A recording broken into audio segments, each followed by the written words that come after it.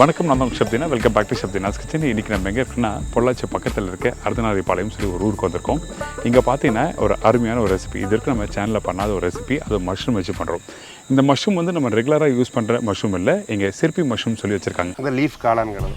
Okay, இந்த காளானை வச்சு குழம்பு வைக்க போகிறேன். அசைவத்தோட டேஸ்ட் இதில் வரும். அப்படியே ஒரு நாட்டுக்கோழி குழம்புக்கு உண்டான ஒரு டேஸ்ட் வரும். அதுக்காக நம்ம இந்த காளானை யூஸ் பண்ணி குழம்பு வைக்கிறோம். நம்ம நாட்டு காளான்னு சொல்லுவாங்க, மழைக்காலங்களில் கிடைக்கிற கோழி காளான். அதே மாதிரி இப்போ ரெடிமேடாக வந்துருக்கு சிப்பி காளான் குழம்பு. அது எப்படி கட் பண்ணி யூஸ் பண்ணணும் ப்ரிப்பரேஷனில்? அது பூ மாதிரி இருக்குங்க, அழகாக மாதிரி. அது லேயராக கிள்ளி இந்த தண்டு இல்லாமல் நம்ம யூஸ் பண்ணி சமைக்கிறோம். அப்படியே வந்து இந்த மஷ்ரூம் பார்த்தீங்கன்னா கிட்டத்தட்ட வந்து ஒரு கறி மாதிரி இருக்குன்னு சொல்லி சொல்கிறாங்க. நீங்கள் சொன்ன மாதிரி தாங்க இருக்குது. டைட்டாக தரும். நான் உடைய நினச்சேன். நான் உடையாது, வாய்ப்பு இல்லை. அதான் இல்லை. இந்த மஷ்ரூம் வச்சு பண்ணும்போது ஒரு கறி பண்ணுறாங்க. அது என்ன பார்த்தீங்கன்னா இதுக்குன்னு ஸ்பெசிஃபிக்காக வந்து மசாலா வறுத்து அதுக்கப்புறம் அரைச்சி யூஸ் பண்ணுறாங்க. இது அரைக்கும் போது வந்து பார்த்திங்கன்னா ஆட்டாங்கல்ல போட்டு நல்லா அரைச்சி பண்ணுறாங்க. அந்த குழம்பு பாரம்பரியமான முறையில் மசாலா எல்லாம் போட்டு தனியா, மல்லி, சீரகம், மிளகு எல்லாம் போட்டு சின்ன வெங்காயம் எல்லாம் போட்டு ஆட் பண்ணி வதக்கி ஆட்டாங்கல்னு சொல்லுவோம் இல்லைங்களா, அந்த ஆட்டாங்கல்ல போட்டு அரைச்சி பாரம்பரியமான முறையில் பண்ணுறதுனால நல்லா சிறப்பான முறையில் டேஸ்ட்டாக இருக்குது. இந்த ரெசிபி அது மட்டும் இல்லை, சப்பாத்தி, தோசை, இட்லி, பரோட்டா, ரைஸோட தொட்டு சாப்பிட்றதுக்கு அந்த அளவுக்கு பிரமாதமான ரெசிபி. சரி, நான் டேஸ்டிங் தரீங்களா? Okay okay.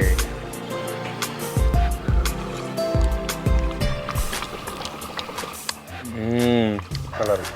ஒரு சைவத்தில் ஒரு அசைவம் மறைஞ்சு போய் உள்ளே இருக்காரு. ஆமாம், இந்த ரெசிபியில் மிளகு போட்டு பண்ணுறோம். மிளகு வந்து காரத்தன்மை கொடுக்கும், சீரகம் பார்த்தீங்கன்னா குளிர்ச்சி கொடுக்கும். அப்புறம் தனியா போட்டிருக்கிறோம், சின்ன வெங்காயம், கொஞ்சம் காரத்தன்மை, இதெல்லாம் போடும்போது பார்த்தா ஒரு மருத்துவ குணம் கொண்ட பொருட்கள் மட்டும்தான் போட்டு இந்த நம்ம ரெசிபி தயார் பண்ணிக்கிறோம். உடம்புக்கு எந்த ஒரு தீங்கும் விளைவிக்காது, நல்லாயிருக்கும். இந்த ரெசிபி நம்மளுக்கு சொல்லித்தரப்போம் யார்கிட்ட? திரு மணி. இவர் பார்த்தீங்கன்னா ஸ்ரீ தர்மசாஸ்தா கேட்ரிங் சொல்லி பொள்ளாச்சியில் வச்சுருக்காங்க. அதாவது பொள்ளாச்சிலேருந்து ஒரு 20 கிலோமீட்டர்ஸ்லேருந்து கிராமம் இருக்குது. ஸோ இங்கே பார்த்தீங்கன்னா இவங்க பெரிய லெவலில் பண்ணிட்டு வராங்க. என் பேர் மணிகண்டன். தர்மசாஸ்தா கேட்ரிங் பொள்ளாச்சி பகுதியில் கிட்டத்தட்ட ஒரு 3வது ஜெனரேஷனாக பாரம்பரியமாக நடத்திட்டு வந்துட்டுருக்குறோம். பார்த்திங்கன்னா எங்கள் தாத்தா, அப்பா, அதுக்கு பின்னாடி நாங்கள், தம்பி, ஒரு 4 பேர் எல்லாம் பண்ணிகிட்ருக்குறோம். இன்றைக்கி பார்த்திங்கன்னா நம்ம தீனா சார் கிச்சனில் ஒரு ரெசிபி பண்ணோம் ஸ்பெஷலாக, பொள்ளாச்சி ஸ்பெஷல். என்னென்னு பார்த்தீங்கன்னா சிப்பி காளான் குழம்பு. ஸோ வாங்க இந்த ரெசிபி கேட்டு தெரிஞ்சுக்கலாம். அதுக்கப்புறம் நிறைய விஷயம் பார்க்கலாம். வணக்கம். வணக்கம்.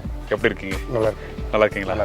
ஓகே. இந்த மாதிரி ரெசிபிகள் வந்து நீங்கள் எப்படி மேரேஜ் ஃபங்க்ஷனாக பண்ணுவீங்களா? நிறைய பண்ணுறோம். எத்தனை பேருக்குலாம் பண்ணியிருப்பீங்க? இதுவும் 10,000 பேர் 15,000 பேருக்குலாம் பண்ணுறோம். அந்த அளவுக்கு கிடைக்குமா? கிடைக்கும். முதலே ஆர்டர் சொல்லி வச்சுட்டோம்னா அந்த டைமுக்கு நம்மளுக்கு ஃப்ரெஷ்ஷாக எடுத்து கொடுத்துருவோம். ஓகே. இந்த சிற்பி காளான் வந்து எந்த ஊரில் அதிகமாக விளைச்சல் இருக்கும்? நம்ம இந்த கேரளா, கோயம்புத்தூர், இந்த மண்டலத்து ஃபுல்லாக நிறையா இருக்குது. நம்ம ஈரோடு மாவட்டம் அது ஒரு லொக்காலிட்டியும் இது பண்ணிட்டு இருக்கிறாங்க. பட்டன் மஷ்ரூமுக்கு ஆப்போசிட். எப்படி பட்டன் மஷ்ரூம் வருது, நார்மல் மஷ்ரூம். ஆமாம், அதுக்கு ஆப்போசிட்டாக இது பயன்படுத்திட்டு இருக்கிறாங்க. ஓகே. வில்லேஜ் சைடெல்லாம் நிறைய இருக்குது.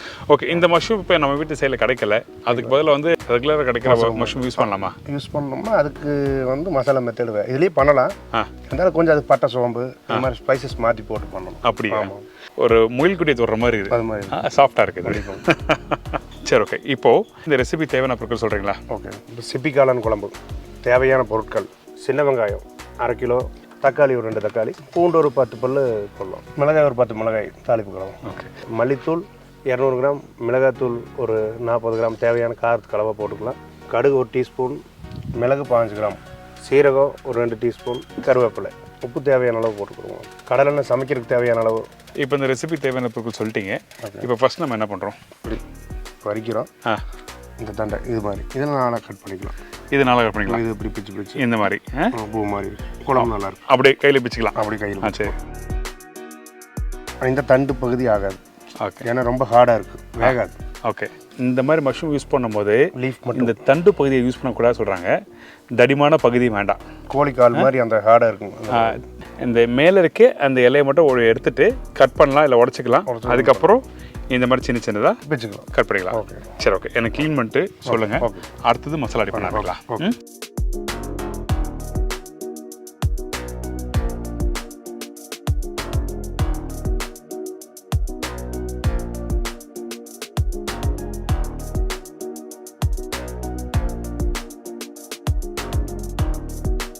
காளான் சுத்தம் பண்ணி கட் பண்ணி வச்சாச்சு.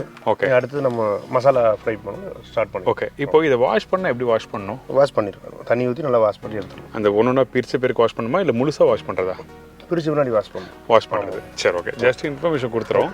அந்த பூ மாதிரி அதை நீங்கள் பிச்சை எடுத்த பிறகு தண்ணியில் போட்டு அழைச்சிட்டு அதுக்கப்புறம் அது கட் பண்ணிக்கிங்க. ஸோ இப்போ மசாலா வரைக்கும் போகிறோம். அடுப்பு ஆன் பண்ணியிருக்கோம். அதுக்கு என்ன தேவை? கடலெண்ணெய். சரி, ஓகே. கடலெண்ணெயிலும் நிறைய ஹெல்த்தி இருக்கிறதுனால நம்ம கடலெண்ணெய் யூஸ் பண்ணி சமைப்போம். இந்த மூட்டு வலி, கைகால் வலி, வயசானவங்களுக்கெல்லாம் கடலெண்ணெய் தான் பெஸ்ட்டு. கிளைண்ட்டு நிறைய கடலெண்ணெய் யூஸ் பண்ணி பண்ணலாமா, ஒருத்தர் விருப்பம் இருக்குது, அவங்களுக்கு ஒரு டேஸ்ட், அதுக்காக கடலெண்ணெய் யூஸ் பண்ணி பண்ணுவோம். கேட்குறவங்களுக்கு ஏற்ற மாதிரி நம்ம என்ன அவங்க மனசுக்கு விருப்பப்படுதோ அது இதை வந்து பண்ணிப்போம். சரி, இப்போது கடலெண்ணெய் ஊற்றியாச்சு. அடுத்து மிளகு போடணும். இப்போது மிளகு போட்டிருக்கோம். அடுத்து சீரகம். மிளகு சீரகம் எதுக்காக நம்ம போடுறோம்? இதுலேயே வந்து அசைவம் சாப்பாடு சொல்லும் போது நிறைய பேர் சோம்பு, சீரகம், அப்புறம் முழு கரம் மசாலா போடுவோம். நானே அதிகமாக யூஸ் பண்ணுவேன். இப்போ நம்ம வந்து வெஜிடேரியன் சாப்பாடு தான் செய்கிறோம், சைவ சாப்பாடு தான் பண்ணுறோம். ஆனால் அந்த டேஸ்ட் எடுத்துன்னு வரதுக்கு வந்து இந்த முழு கரம் மசாலா யூஸ் பண்ணுவோம். வேண்டியதில்லை. நீங்கள் அது இல்லாமல் இதுதான் எங்கள் இந்த பாரம்பரியத்துக்கு இதுதான் மிளகு சீரகம் தான். நீங்கள் மசாலா அப்படின்னு போயிட்டால் அது வந்து ஸ்பைசஸ் வேறையாக இருக்கும். ஓகே. நம்ம நாட்டுக்கோழி ஸ்டைலு இந்த அப்படி பண்ணணும்னு ஆசைப்பட்டால் மிளகு சீரகம். ஓகே. உங்கள் சமையல் அதிகமாக பொள்ளாச்சி சைடில் அதிகமாக யூஸ் பண்ணுற ஸ்பைசஸ் என்ன? மிளகு சீரகம், வெந்தயம், இந்த மல்லி, தனியா, வரமிளகா, இதுதான் யூஸ் அதிகமாக யூஸ் பண்ணுறோம். சரி, ஓகே. சீரகம் போட்டாச்சு. அப்புறம் அடுத்தது வெங்காயம், பூண்டு. சரி, ஓகே. ஒரு 15 பல்லு இருக்கும். ஒரு 15 பல்லு பூண்டு. ஒரு 2-3 பல்லு எக்ஸ்ட்ரா தான் ஒன்றும் தவறில்லை. ரைட், தவறில்லை. Okay, done. அடுத்தது இஞ்சி கொஞ்சம் போடுறோம். இஞ்சி எந்த சைஸ் போடுறீங்க? இஞ்சி ஒரு துண்டு. சரி, பண்ணுங்க. ஏ காமிங்க எவ்வளோ பெரிய சைஸில் போடுறீங்கன்னு. இது போட்டால் போதும். ஓகே. இப்போ சீரகம், மிளகு, பூண்டு, இஞ்சி போட்டிருக்கோம். அடுத்து சின்ன வெங்காயம் போட போகிறோம். சின்ன வெங்காயம் நல்லா வாஷ் பண்ணி நல்லா அலாசி எடுத்துக்கணும். அதான் இங்கே என்ன சமையல் செஞ்சாலும் சின்ன வெங்காயம் செஞ்சால் ஒரு திடமாக நல்லா இருக்கும், கெட்டியாக. நீங்கள் ஒரு கடலையோ முந்திரி பருப்போ எதுவும் போடாமல் அந்த கிரேவி வந்து கெட்டியாகும். ஓகே, அதுக்காக போகிறோம். ஸோ அது சின்ன வெங்காயம் சின்ன வெங்காயம் தான் டேஸ்ட் கொடுக்கும். ஓகே. இப்போது இந்த முந்திரி பருப்பு, கசகசாலாம் அதிகமாக யூஸ் பண்ணுவீங்க அந்த சைடில் தான்? திக்னஸுக்கு அதிகமாக என்ன யூஸ் பண்ணுவீங்க? சின்ன வெங்காயத்துக்கு நீங்கள் நல்லா வணங்கி மசாலா மல்லி இதெல்லாம் போட்டு வறுத்து எடுத்துட்டாவே மேக்ஸிமம் வேண்டியதில்லை. திக்னஸ் அதிகமாக தேவைப்படும்னு சொன்னாங்கன்னா நாங்கள் பொட்டுக்கடலை, முந்திரி பருப்பு இது மாதிரி யூஸ் பண்ணுவோம். தேவைப்பட்டா. ஓகே. முடிஞ்ச வரைக்கும் தேவைப்படாது.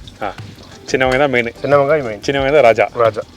ஸோ வெங்காயம் அதிகமாக போட்டிருக்கோம். வெங்காயம் தான் அதிகமாக இருக்கும். 1/2 கிலோ வெங்காயம். 1/2 கிலோ வெங்காயம். ஓகே.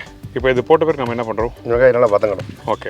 தக்காளி, முழு தக்காளி உள்ள போட்டு அதே வதக்கிடும். ஓகே. வெங்காயம் வதங்கிருக்கும், அது கட்டாக இருக்கும், சரியாக இருக்கும். அடுத்தது வந்து தக்காளி 2 தக்காளி போட போகிறோம். ஓகே. ஸோ வெங்காயம் வதக்க வேண்டாமா? அது கூட ஒன்றா வதங்கிடும். அது வதங்கிறதுக்கும் இது கட்டாயி மசி இருக்கும், ரெடியாக இருக்கும். ஓ, அதில் வந்து முழுசாக வச்சுருக்கீங்களா? நீங்கள் பாருங்கள், முழுசாக வச்சுருக்காரு. இப்போ இதே தக்காளியை நான் 1/2 கட் பண்ணி போடுறேன்னா வெங்காயம் வதக்கிட்டு போகணுமா இல்லை? வெங்காயம் வதக்கிட்டு போகணும். ஒரு பாதி வதங்கின முன்னாடி அப்புறம் தக்காளி போடலாம். இதான் ஒரு முக்கியமான விஷயம். நீங்கள் பொடிசாக கட் பண்ணி வச்சிட்டிங்கன்னா கொஞ்சம் லைட்டாக ஒரு 30% வெங்காயம் வதக்கிட்டு அதுக்கப்புறம் போடணும். இது வதங்கட்டும். ஓகே. ஒரு 10 நிமிஷம் நல்லா வதங்குற வரைக்கும் வதங்கட்டும். ஓகே. அந்த வெங்காயம் வந்து அந்த நல்லா உள்ளே இருக்க லேயராக இருக்குது எல்லாம் வரணும். எல்லாம் வதக்கிட்டு எனக்கு காமிங்க. ஓகே. இப்போது இந்த வெங்காயம் தக்காளி நல்லா வதக்கிட்டு என்ன மாதிரி பக்கத்தில் ரெடி ஆக சொல்லிட்டு உங்களுக்கு காமிக்கிறோம்.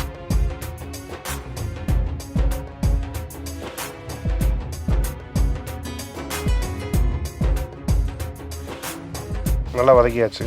ஓகே. நல்லா பக்குவமாக வதக்கியாச்சு. 2 கருவேப்பிலை போட்டு, சரி, மல்லித்தூள், மிளகாத்தூள் போடுவோம், தனியாத்தூள் போடலாம். ஓகே. இந்த மாதிரி பக்கத்தில் வதக்கி இந்த மாதிரி பக்குவத்தில் வதக்கணும். ஆனால் இந்த வெங்காயம் வதக்கிறதுக்கு குறைஞ்சபட்சம் ஒரு 8 நிமிஷமாக டைம் எடுத்துருக்கோம். ரைட்டா? 10 நிமிஷம் 15 நிமிஷம் 10 நிமிஷம் ஆயிடுச்சு. 15 நிமிஷம் வதங்கணும். ஓகே. பார்த்தீங்கன்னா வதங்கி அது பிரிஞ்சு வரணும். ஓகே. இந்த வெங்காயம் வதங்குற பக்கம் ரொம்ப ரொம்ப முக்கியம். ஸ்லோ ஃப்ளேம் வச்சு நல்லா வதக்கிடுங்க. அப்படி வதக்கினா மட்டும்தான் அந்த ஃப்ளேவர் வரும், டேஸ்ட் வரும், வாசனையும் நல்லா இருக்கும். சரி, ஓகே. இப்போ கருவேப்பிலை போட்டிருக்கோம். அதுக்கப்புறம் மல்லித்தூள், தனியாத்தூள், மிளகாத்தூள். இந்தாங்க. மல்லித்தூள் அதிகமாக போடுறோம். ஆமாங்க. மிளகாத்தூள் குறைவாக போடணும். சரி, ஓகே. மிளகாத்தூள். சரி, ஓகே. மல்லித்தூள், மிளகாத்தூள், மஞ்சத்தூள் போடுறோம். இப்போ இந்த மாதிரி மசாலா வதக்கும் உப்பு போடலாமா? வேண்டியது குயிக்காக வணங்குறவங்களுக்காக அந்த உப்பு போடுறது. நிறைய பண்ணும்போது உப்பு போடலாம்.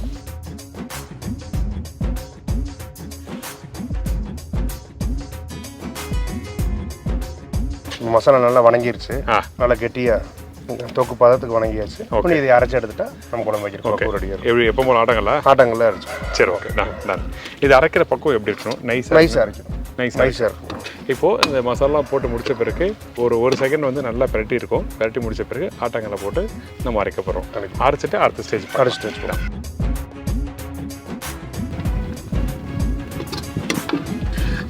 இப்போ வந்து மசாலா வதக்கியாச்சு. நான் உங்கள்கிட்ட கொடுத்து அரைக்கி வச்சிருவோம். ஆட்டை கொடுத்துருவா? ஆட்டை கொடுத்துருவோம். சரி, ஓகே. நான் இதை ஆட்டிட்டு உங்களுக்கு காமிக்கிறேன் என்ன மாதிரி பக்கத்தில் இருக்குன்னு சொல்லிட்டு. சரிங்களா? Okay okay.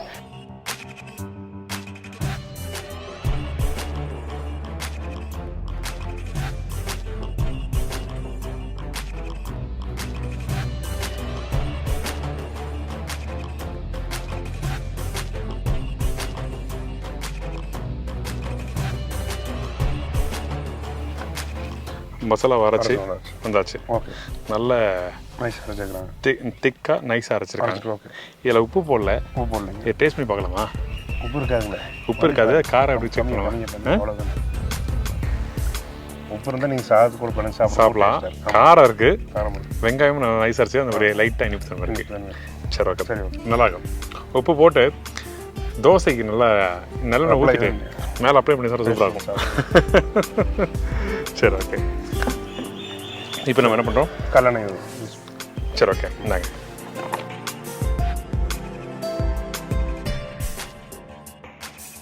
எண்ணெய் ஊற்றியாச்சு. கடலை எண்ணெய். ஆமாங்க. அடுத்தது எண்ணெய் காய்ட்டு கடுகு, வரமிளகா, கருவேப்பிலை. அவ்வளோதான். இந்தாங்க. கடுகு போட்டுக்கலாம். சரி, ஓகே. கடலை சூடாகிடுச்சு. கடுகு போட்டிருக்கோம். காஞ்ச மிளகாய், கருவேப்பிலை.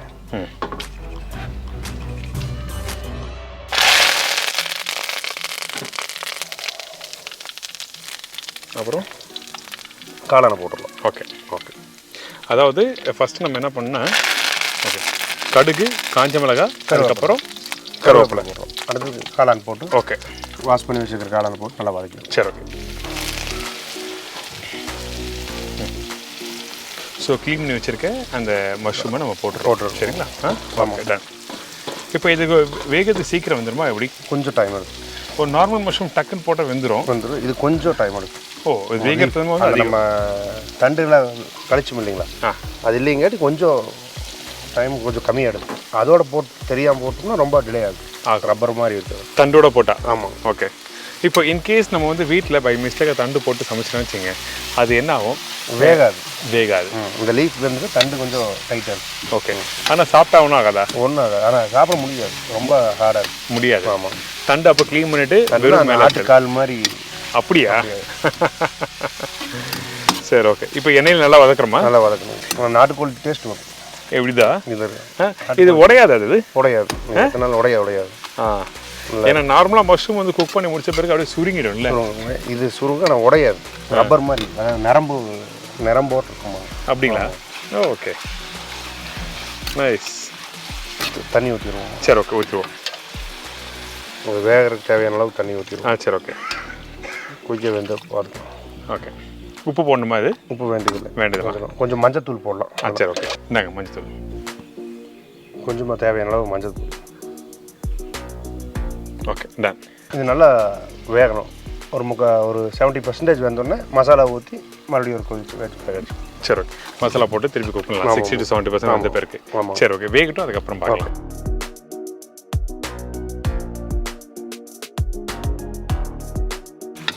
பாயிலர் பார்த்தா கொஞ்சம் சுருங்கி இருக்கு. இன்னும் வேகும் போது நீங்கள் சொல்கிற மாதிரி அந்த ஃப்ளேவர் வந்து நம்ம ரெகுலராக மஷ்ரூம் செய்கிற இதில் இருக்காது. சிக்கன் ஃப்ளேவர் மாதிரி தான் இருக்கும். அந்த மாதிரி தான். சரி, எடுத்து பார்க்கலாமா?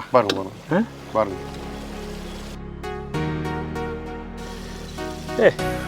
நீங்கள் சொன்ன மாதிரி தாங்க இருக்கு. டைட்டாக தான் இருக்கு. நான் உடைய நினச்சேன். நான் உடையாது. வாய்ப்பு இல்லை. அதெல்லாம் இல்லை. அது கறி மாதிரி தான் இருக்கு. நம்ம அந்த சோயா குக் பண்ணி முடிச்சா எப்படி இருக்கும் அந்த அளவுக்கு, அந்த மாதிரி நல்லா ஒரு இது இருக்கு. ஆமாம். சரி, ஓகே. அடுத்தது மசாலா ஆட் பண்ணிடலாம். சரி, ஓகே. தாங்க ஆட்டாங்கல்ல நான் கொடுத்து ஆட்டி எடுத்துருந்தேன். ஆமாங்க. அதனால இது இன்னும் கொஞ்சம் ஸ்பெஷல். ரெசிபி செய்கிறது அவர், ஆனால் நான் ஸ்பெஷல் சொல்கிறேன். இவர் தான் ஸ்பெஷல். அந்த அம்மா ஒரு 10 நிமிஷம் உட்காந்து நல்லா ஆட்டி கொடுத்தாங்க. நல்லா. ஆனால் பியூட்டிஃபுல்லாக இருக்கும் உங்கள் கிராமம். உங்கள் கிராமம் சொல்ல முடியாது, உங்கள் தோப்பு நல்லா இருக்கு, அழகாக இருக்குது. இந்த சைடு மாடு, அந்த சைடு தோட்டம், அந்த சைடு வீடு. அது என்ன சொல்லுவாங்க? தொட்டி. தோட்டச்சாலை சொல்லுவாங்களா? நம்ம கொட்டா சொல்லுவோம். மாட்டு கொட்டாரம். ஓகே. அது மாதிரி சொல்லலாம். தண்ணி மிளகாய் அரைச்ச தண்ணியே ஊற்றிக்கலாம். சரி ஓகே. இப்போ அரைச்சி வச்சிருக்க மசாலா, அதுக்கப்புறம் அதோட தண்ணியும் தண்ணியும் போட்டிருக்கோம். உப்பு போடணும். உப்பு இந்தாங்க, தேவையான அளவு உப்பு போடணும். சரி ஓகே.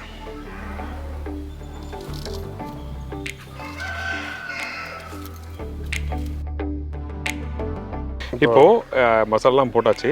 இப்போ நல்லா கொதிக்கணும். இந்த கிரேவி வந்து திக்கா இருக்கணுமா இல்லை தண்ணியா இருக்கணுமா? தண்ணியோட இருந்தால் நல்லா இருக்கும். தண்ணியோட திக்னஸ் வேண்டியதில்லை. நம்ம அதாவது சாப்பாட்டுக்கு சாப்பிடும்போது கொஞ்சம் லூஸாக இருக்கட்டும். ஓகே. இட்லி தோசைக்கு தொட்டு சாப்பிட்றோம் அப்படின்னா கொஞ்சம் திக்னஸ் இருக்கலாம். சரி ஓகே. இப்போ கொதிச்சு வந்த பிறகு மசாலா தான் போடணுமா? வேற எதுவும் வேணும். கல்லெண்ணெய் மட்டும் கொஞ்சம் கல்லெண்ணெய் தேங்காய் ஏதோ ஒன்று மேலே கார்னிஷ் ஊற்றிக்கலாம். ஸ்மெல் நல்லா இருக்கும். நல்லா இருக்கும். சரி கொதிக்கிட்டு பார்க்கலாம், டேஸ்ட் பண்ணி பார்க்கலாம்.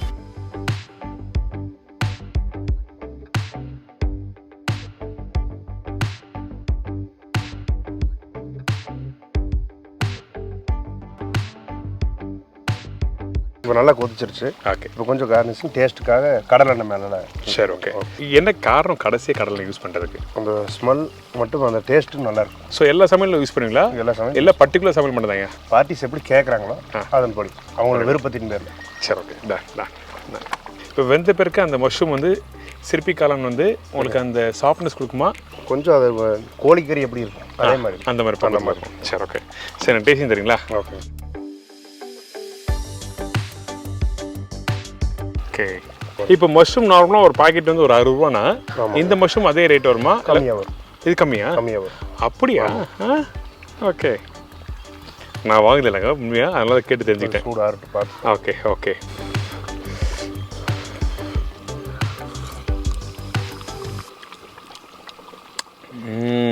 நல்லா இருக்கும். ஒரு சைவத்தில் ஒரு அசைவம் மறைஞ்சு போய் உள்ளே இருக்காரு. நைஸ்.